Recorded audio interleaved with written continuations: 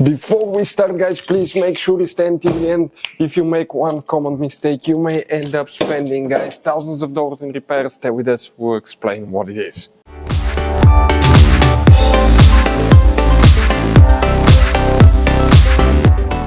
Hey guys, welcome back to Auto Repair, guys. Today will be super helpful video to any of you having a Mercedes C-Class, that generation here, known as W204. If you need to find where the climate control fuses and relays are located, some of them are extremely hidden.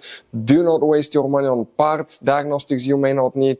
We will explain where those fuses are located because 99% of the people do not know they exist. In addition, we will explain where you can buy cheap parts and tools, that way do not waste money and time. That will be shared in the description of the video below for your convenience. So let's start on it now. Before we start, let us tell you a little bit about us, guys. Every single car we get here at the garage, we try to make at least 200 to 300 free repair videos. We make mechanical repair videos, engines, transmissions, bodywork, electrical, engine, transmission codes, fuses. Why we guys do all that? Because our mission here at the garage is, guys, to save you as much money as we can. All we need in return, please subscribe to the channel, like the video. That way we can keep making these free videos. And guys, check out our YouTube channels. We have more than 17,000 free repair videos that can save you thousands of dollars in future repairs. So let's start on it now. So for the climate control, guys, which fuses and relays we need to check? The first thing we want to do is open the hood. By the way, guys, check out the video on our YouTube channel about fuse box location and diagram on Mercedes W204 because there are many hidden fuse boxes. Now, we first will be working that fuse box on the driver's side. If you want to see how to open the cover, we'll have the video on the fuse box location and diagram. Before we start, let's explain why it's always a good idea to test fuses and relays. Guys, let's explain why it's super important to test fuses and relays. That way you do not spend money on diagnostics, parts, repairs you may actually not even need. So, guys, you have different kinds of fuses and relays. We're talking about the maxi fuses, standard fuses right here. You have, watch how many different kinds of relays as well. Now, these fuses, sometimes you can clearly see if a fuse is burnt or not by looking at the element. But sometimes it's really sneaky. They can burn here on the side. It's hard to see. Some fuses will not be visible as well. And we had people that will spend thousands of dollars in repairs, replacing modules, even engine computers, when all they had to do, they assumed they had a good fuse. They pulled it out, they saw it, and they assumed it was good. But guys, you can easily test these fuses, and on some of these, most of them, they have even the terminals on top that allows you to check them with a voltmeter and find out if it's good or bad. You see, that's a good fuse. If it's blown, okay, like this one here, it's blown, nothing. Check this thing out, no connection. One next to it, okay. Right here, let me get good contact point. That's a good fuse, guys. You can see you can test them. Now, relays are harder to test, but with the voltmeter, fuses are super easy to test. All we have to do is set it on that setting and practically your ohm resistance setting, and you can find, guys, okay, if it works or not.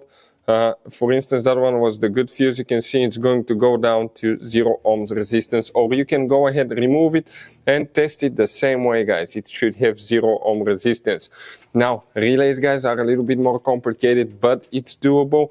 It will take you a minute or two to find out how to do that. Now, we'll put, guys, links to a video that will explain how to test relays, how to test fuses, which battery terminal you need to reconnect and disconnect first if you're doing repairs, because that can cause modules to burn as well, and that can cost you thousands of dollars in repair. Check out the videos, they will be in the description of the video below. So let's start on it now.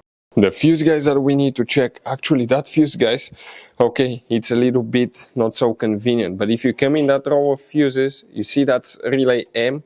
Right behind the relay, okay, right here, you're going to see the numbers next to the fuses, fuse number 12. That's the second fuse after the relay. That fuse, that's the one that you need to check.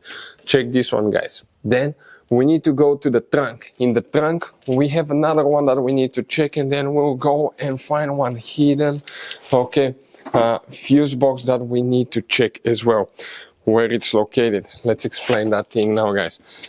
Here, okay, the fuse that we're talking about, it's known as fuse 43. We're talking about this 5M fuse right here. After that, you have a hidden fuse that most people do not know that it even exists. And we want to show you where you can expect to find it. Come here now. This fuse box, guys, if you see right here next to the car battery, this is the battery positive jump start terminal, right? That's also known as pre-fuse box, guys. This pre-fuse box has many different fuses inside of it. And now, okay, I want to show you guys this one. If you have up to 2010, you're going to have that fuse box. If you have after 2010, without the eco start stop is that fuse box, with the eco start stop is that one. Now we have different, guys, okay, different fuses that we'll need to check depending on which year you have. If you have up to 2010, first you're going to check fuse number 100. We're talking about this fuse right here. Fuse number 100 goes to right here. That's for the blower motor fan heater fuse, guys, here. Then if you have 2010 without the eco start stop, you need to check fuse number 158. It will be that one right here. And if you have the one with the eco start stop, we're talking about fuse 160. It's the same location but different number.